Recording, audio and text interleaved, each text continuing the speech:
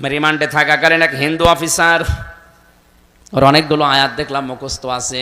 আমারে বলছো, হুজুর একটা কথা বলি, আপনি তো মাওলানা মানুষ, আপনি তো বিভিন্ন জায়গায় ওয়াজ করেন। আমি সরকারি কাজে 2 বছর ইয়ামেনে ছিলাম, ওমান। ওখানে থাকাকালীন আমি দেখেছি ওনাদের কোরআনে কারিম হাদিস মেনে নেওয়ার আমাদের কোরআনে কারিম হাদিস মানা, এই 3টা দেশে এক না। আপনি তো হিন্দু, অন্য জাতির লোক, কিভাবে কি বোঝেন? আমি যে দোকানে খাবার খেতাম, ওই দোকানের মালিক বসে আছে, টাকা নিচ্ছে ক্যাশ। আর যেখানে খাবার দেয় হোটেলের বয় বলা হয়, ওটা ওই মালিকের নিজের আপন ছোট ছেলে। মানুষকে রুটি দেয়, পানি দেয়, এগুলো সব টেনে দেয় তরকারি।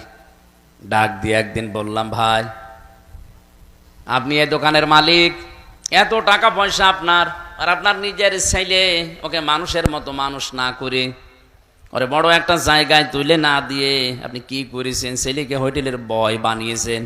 একটা কথা হলো, উনি ওনার ভাষা দিয়ে বুঝিয়েছে, ভাই আপনি কোন দেশের মানুষ আমি জানি না, তবে অনেকদিন আপনি আমার হোটেলে খাবার খান, এই জন্য আপনাকে বলছি।